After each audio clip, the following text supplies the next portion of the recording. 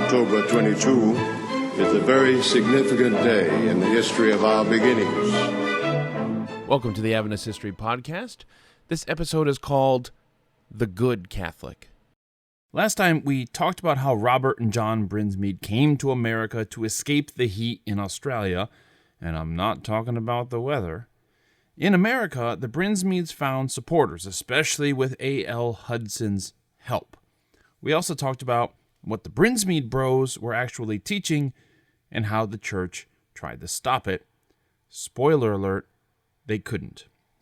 We're going to leave the Brinsmead bros running around America and focus over the next 2 episodes on how the radical changing nature of the 1960s, how it impacted the church, how the church responded to all of the changes that are going on in society. And we're going to begin in the field of politics. In May 1960, the Presbyterian Journal picked up on an article published in L'Osservatore Romano, the official mouthpiece of the Vatican. The article was quoted as following: "The church which Jesus Christ founded as a perfect society with its hierarchy has full powers of real jurisdiction over all the faithful, and so has the right to guide, direct, and correct them. A Catholic can never prescind from the teachings and directives of the church." End quote. Time magazine noticed this article as well. Time tried to situate the article in its context. It was written, Time tells us, as a warning to Italian Christian Democrats who were apparently allying themselves with Marxist groups, which was a bridge too far for the Vatican. But in trying to put out a fire in Italy, the Vatican stoked one in America. And so, Senator John F. Kennedy's press secretary rushed to release a statement. Quote, "The American office holder is committed by an oath to God to support and defend the Constitution of the United States, which includes Article 1, providing for the separation of church and state." End quote. Now, Kennedy, running to be America's first Catholic president, was constantly dogged by the concern that he would only serve as a servant of the Pope, that a Catholic president would never be an American president. Fears over what people called the religious issue were subsiding, however, as Kennedy racked up 9 huge victories in primary states. Maybe Protestants would vote for a Catholic president after all. And that's when the Vatican article landed. Horrible timing from Kennedy's perspective. The Catholic Church, it proclaimed, had the right and the duty to intervene in politics in order to shepherd the faithful. Joseph Kennedy, the candidate's father and patriarch of the Kennedy clan, was furious. He felt betrayed by the Vatican because he had friends in the Vatican, and now that his son is running for president, now they write something like this? Now they publish something like this? "I came home," he wrote, quote, "to find the campaign not between a Democrat and a Republican, but between a Catholic and a Protestant," end quote.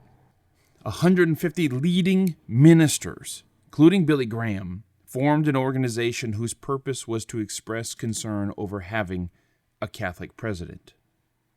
Now, many Protestants had believed for so long that the Roman Catholic Church's hierarchy was tyranny, that, in the words of the Presbyterian Journal, quote, "Once a nation becomes 51% Catholic, the pressure increases, and as the percentage rises in favor of that church, tolerance recedes and oppression intervenes," end quote.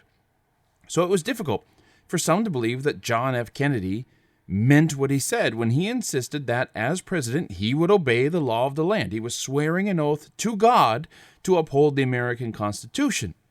They looked at that as a ruse to secure power, and we wouldn't find out that it was a ruse until it was too late.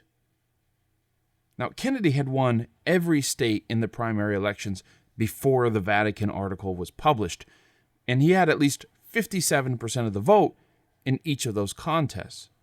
But he only won one of the remaining states after the article was published. Concerns over his Catholicism lingered. Adventists, who had as much theological justification to keep a suspicious eye on a Catholic president than anyone, watched closely. Now, the Vatican article didn't sink Kennedy's ship, as he feared and as many hoped. The editor of an Adventist paper in Britain dryly noted how Kennedy was winning support in America even after the article was published. Quote, "These affirmations, the sincerity of which no one would doubt, have apparently satisfied the majority of American voters, but those who know Rome do not believe that even this disposes of the religious issue." End quote. What followed in this article was an elaborate explanation of how the Roman Catholic Church manages to control its members and how Kennedy's denials weren't really denials at all. The Catholic Church, our dear editor wrote, operates by thesis and hypothesis. In some countries, they tell people what to do, and in others, they merely apply pressure. Pressure which their agents in high places know how to interpret. So when Kennedy says that he would never accept orders from Rome, our editor tells us that, of course he wouldn't. Rome wouldn't order Kennedy to do anything because they don't have a numerical advantage in America. That's not what they would do. They would simply apply pressure, gently, but forcefully, and Kennedy would know what to do. Now, the article concludes by appealing to the well-worn pages of Revelation 13, because doesn't the beast look like a lamb but speak like a dragon? And if anyone on the American political scene in 1960 looked like a lamb, it was John Fitzgerald Kennedy. Now, this article is showing a profound misunderstanding of what an old bishop meant when he proposed the idea of thesis and hypothesis in the 1860s, but I'll let someone doing a Catholic theology podcast tackle that one. The suspicion of Catholicism that undoubtedly led to the misunderstanding guaranteed that the result would be more suspicion. For the more that Kennedy denied that he was a part of some scheme on behalf of his church to take over, the more suspicious he looked. And when he didn't deny that he was part of a scheme, well, the more it seemed to confirm his complicity in the eyes of his critics. He couldn't win either way. A month after this article appeared in the British paper, Kennedy visited the Rice Hotel in Houston, Texas, to address the Greater Houston Ministerial Association, a group of Protestant clergy, to clear up what he called and what others called the religious issue. While Adventists had deep concerns about Kennedy as a Catholic president, they were far from the most aggressive Protestants on this issue. Nevertheless, Kennedy's words at the meeting would have been directed towards them, along with other groups. Quote, "Because I am a Catholic and no Catholic has ever been elected president, the real issues in this campaign have been obscured, perhaps deliberately, in some quarters less responsible than this." End quote. Kennedy was suggesting that the religious issue might be a tool being used or employed by his political enemies to frighten people away from voting for him. And I'm sure that was true, and there were probably many who were very sincere about their concern of him being a Catholic as well. So Kennedy continued, and, well, I guess let's just let him say it. "I believe in an America where the separation of church and state is absolute, where no Catholic prelate would tell the president, should he be Catholic, how to act, and no Protestant minister would tell his parishioners for whom to vote, where no church or church school is granted any public funds or political preference. I believe in an America that is officially neither Catholic, Protestant, nor Jewish, where no public official either requests or accepts instructions on public policy from the Pope, the National Council of Churches, or any other ecclesiastical source, where no religious body seeks to impose its will directly or indirectly, upon the general populace or the public acts of its officials, and where religious liberty is so indivisible that an act against one church is treated as an act against all. For while this year it may be a Catholic against whom the finger of suspicion is pointed, in other years it has been, and may someday be again, a Jew, or a Quaker, or a Unitarian, or a Baptist. It was Virginia's harassment of Baptist preachers, for example, that led to Jefferson's Statute of Religious Freedom. Today I may be the victim, but tomorrow it may be you, until the whole fabric of our harmonious society is ripped apart at a time of great national peril. Not all Adventists were worried about John F. Kennedy being Catholic. In fact, some Adventists took offense at the anti-Catholic slander being spread around those days. Adventists helped fund and lead a group called, take a deep breath here, Matthew, Protestants and Other Americans United for the Separation of Church and State. And if you think that's a mouthful, don't worry, there's an abbreviation, which is POAU.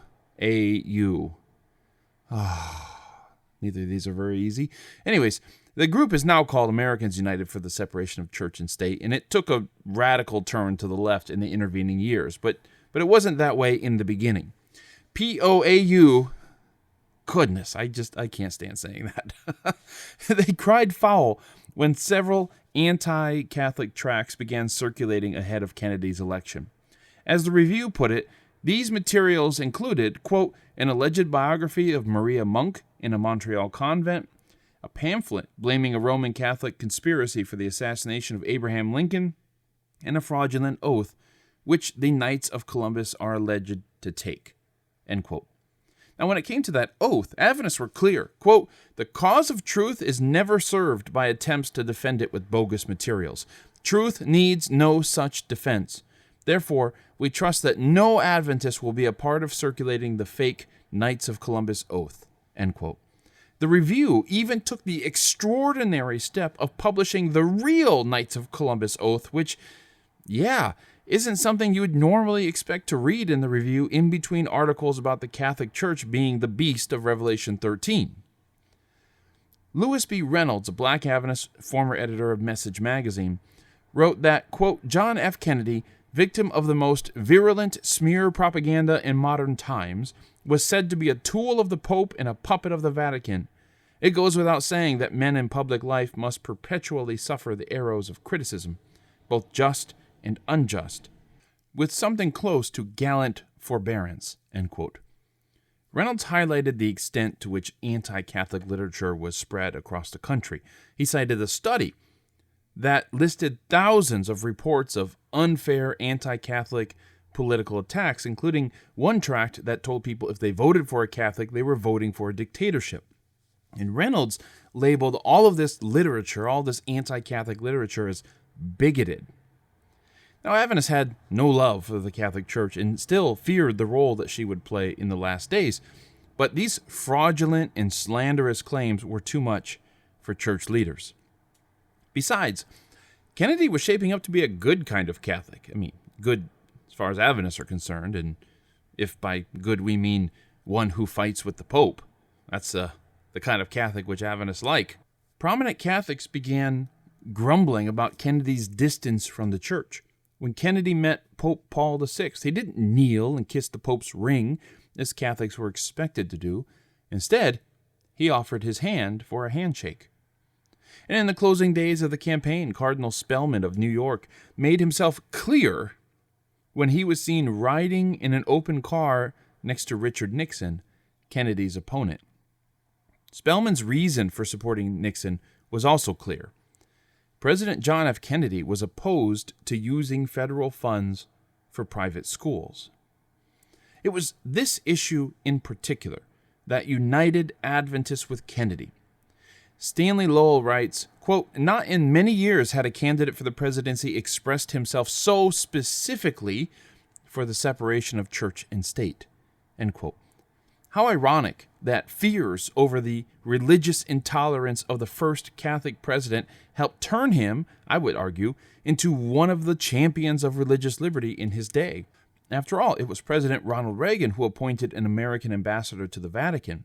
America's first Catholic president, on the other hand, campaigned against any embassy to the Vatican.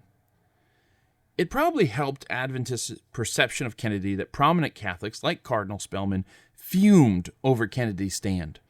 America Magazine, the Jesuit mouthpiece, complained that Kennedy's policy on religious liberty was, quote, an appeasement of bigots, end quote. And on the front page of the Central Union Reaper, one Adventist made it clear, quote, your president, senator, and congressman need your help. These public servants are being persuaded to grant federal aid to parochial schools. Thus far, President J.F. Kennedy has courageously held his ground against vehement attacks, particularly by his own church, end quote. Adventists were being called to side with the Catholic president against the Catholic Church. Welcome to the 1960s. Raymond Cottrell blasted the Catholic bishops in an op-ed in the Review for what he called, quote, the most daring power play ever staged by the Roman Catholic hierarchy in the United States, end quote. President Kennedy's education bill would have banned federal funds to Christian schools, and it was defeated in Congress by a Catholic member. In effect, Cottrell wrote, quote, it was the Roman Catholic bishops of this country who cast the deciding vote, end quote. Cottrell then praised Kennedy for his stand on religious liberty. Quote, without this unequivocal stand, Mr. Kennedy would probably never have entered the White House, end quote. But Cottrell didn't end there. You see, this was only the beginning of 2 months' worth of editorials blasting the Catholic bishops and supporting President Kennedy. Now, I don't know who majority of Adventists voted for in the 1960 election. I would be surprised to find out if a majority of them went with Kennedy. I imagine many of them being social conservatives, and sometimes that leaks over into political conservatism. I would imagine many of them sided with Nixon. And Cottrell here certainly wasn't endorsing all of Kennedy's politics. He tried to walk a fine line there. But the Review's loud and open support for Kennedy's stand on religious liberty was remarkable.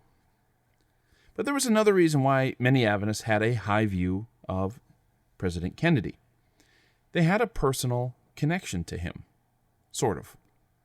You see, a month before Cottrell's editorial onslaught against the bishops, an article appeared in the Australasian Record that provided a connection between Seventh-day Adventists and Kennedy. Arthur Maxwell, editor of Signs of the Times, wrote to the president of the Western Solomon Islands Mission, his name was J.P. Holmes, the president there, asking if any Adventists were involved in Kennedy's rescue. What happened next is fascinating. Now, in case you don't know this famous story about John F. Kennedy, let me get you up to speed. You see, young JFK served in World War II, commanding a PT boat in the Solomon Islands. The PT boats were small. Kennedy's PT-109 was a larger variety at 80 feet long. And just to put that in perspective, the Japanese destroyers, which the PT boats were commonly hunting, were about 350 to 400 feet long. PTs were designed to hunt in packs. They were fast, they were mobile, and they were small. They were designed to swarm an enemy ship, launch a bunch of torpedoes, and then run. Well, on August 1st, 1943, 15 PT boats, including PT-109, were sent to find 4 Japanese destroyers at night. They carried a total of 60 torpedoes, and the PTs floundered in the dark because only 4 of the boats had radar before many of them found the Japanese. But due to a design flaw, none of the torpedoes apparently ever exploded. Kennedy was still lost as some of the boats were heading home. And at 2 a.m., Kennedy and his crew heard a boat coming and assumed it was a fellow PT boat. Wrong. It was a Japanese destroyer. And in the night, they didn't see each other until it was too late, and that destroyer barreled into PT-109, cutting it in half. The other PTs in the squadron tried to fire their torpedoes, but it was useless. They either missed or they didn't detonate. And so those PTs retreated and went home. assuming that everyone on PT 109 was dead. Now, Kennedy managed to haul 3 of his crew to the floating wreckage of his boat, and they hung out in the water for 12 hours. That's right, Jack and Rose from Titanic. That's how you do it. More than one person can hang on to the wreckage, okay? Anyways, as the sun came up, they saw an uninhabited island about 3 miles away and began swimming. Kennedy pulled one of the men by putting his life jacket strap in his teeth and swimming, pulling him behind him. From island to island, they swam looking for food and often just eating coconuts, which, hey, it's food and drink, right? Kennedy, a former Harvard swim team member, swam ahead, came back, and then would help get others to shore. Finally, on August 5th, 4 days after the accident, some islanders found Kennedy and his crew, and they were friendly. Needing to send a message back to the Navy without arousing suspicion from any Japanese patrols, Kennedy carved some words inside a coconut and asked the islanders to carry it. Finally, troops arrived on August 8th to rescue Kennedy and his crew. And that's the story most people knew. And there was a lot of interest in this story as Kennedy campaigned and then became president because, who doesn't like a good war story? This guy was a hero. And Kennedy always humbly, when told that he was a hero, would just say, Japanese ran into my boat. That doesn't make me a hero. And, that just made people, like him even more because of that humble take on things. But when the president of the Western Solomon Islands mission started to ask around to see if anybody there remembers this event, he found that 3 Adventists were among the 8 islanders who had rescued JFK and his crew. The islanders said that they started a fire when they found JFK and his crew and cooked a meal for them. Then they took Kennedy in a canoe. And when Japanese plane was spotted flying low, Kennedy could tell that it was Japanese from the sound, and so he got down low in the canoe, laid down, and the islanders covered him with leaves. And despite the plane, Sabbath was coming, and the Adventist islanders who were in the canoe began singing a hymn, because that's what you do when Sabbath is coming, right? And soon the Methodists, because they knew the hymn, they joined in too. There were some Methodist islanders as well. And then, surprisingly, Kennedy joined in. And in that canoe, hiding from a Japanese plane, a Catholic, some Methodists, and some Adventists worshipped God together. Well, finally, by night, they found the PT boat and transferred Kennedy aboard. And Kennedy, the islanders said, thanked them and waved. The islanders also reported that when Kennedy got aboard this PT boat, the crew teased him about losing his ship, and, that sounds about right. After the Australasian Record published this story, other Adventist publications picked it up around the world. In America, Arthur Maxwell, who had been the one to start this whole process by writing to the president in the Solomon Islands, he published a longer version of the story in November 1961. And by the end of the year, it was estimated that 1 million people had read this Adventist version of the story. Now, Maxwell didn't stop there. Because with all this interest going around America about Kennedy's heroic story from World War II, Maxwell sent a copy of the Adventist side of the story in Signs of the Times to the White House. After your election, Maxwell wrote President Kennedy, quote, it occurred to me that there might be a great mission story concerning the Solomon Island natives who came to your rescue. Here, surely, is a delightful illustration of interchurch collaboration.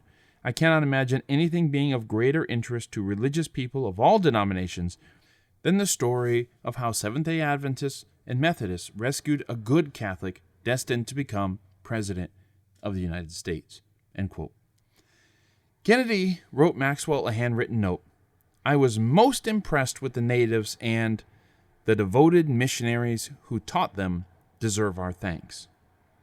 Perhaps unaware of what Maxwell had done, other Adventists sent copies of the story to the president as well, and there were plenty of copies to send because the story appeared in a variety of Adventist magazines. Even Junior Guide, a magazine written for younger Adventists, published a version of the story, and on one of those copies, an Adventist scrawled in pencil, "We Adventists are proud of this story," before mailing it to the White House for Kennedy to see. Feeling emboldened at having received a letter from the President of the United States, Maxwell then sent Kennedy a copy of his newest book, Courage for the Crisis, which did happen to include a nice quote from John F. Kennedy inside. Another letter arrived from the White House showing appreciation for that book. This one was not written by Kennedy, but one of his aides. So Arthur Maxwell decided to push further and send the first volume of his famous series of blue books, The Bible Story, offering to bring the whole set for Caroline and John Jr., JFK and Jackie's children. So on March 2nd, 1962, the president's assistant, John J. McNally, wrote, quote, "I will be most happy to accept the 10-volume set of the Bible Story for the president's children," end quote. Arthur Maxwell, the British editor of Signs of the Times, was going to the White House. On April 3rd, at 9:30 in the morning, Maxwell met McNally and gave him the books. McNally assured Maxwell that even though Jackie and the kids were in Florida, the books would be flown to them that very afternoon on Air Force One. A few days after the meeting, the president's secretary wrote a letter thanking Maxwell again for the books. Who could have guessed that having a Catholic president would be so interesting to Adventists? Of course, Kennedy's tale is a tragic one. A year and a half after Maxwell visited the White House, Kennedy was assassinated while driving through Dallas. Adventists, like many Americans, paid tribute in ways great and small. A memorial service was held in Pioneer Memorial Church on the campus of Andrews University. Earl Hilgert, professor of the New Testament, gave the eulogy. Quote, "His championing of civil rights, his concern for the aged, his patronage of the arts, the image he projected of a warm and wholesome family life, these are the things for which we can rightly cherish the memory of John Fitzgerald Kennedy," end quote.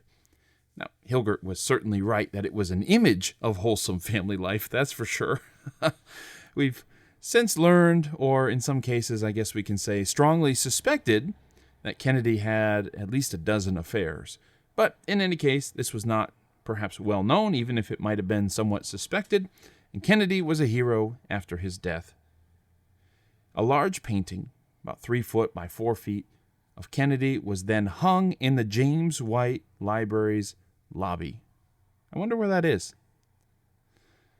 Another tribute was held at the Sligo Church in Tacoma Park on the day of Kennedy's official funeral.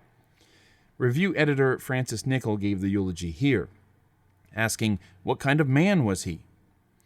Nichol answered, quote, "No dark record, no ghosts in the closet haunt his memory," end quote.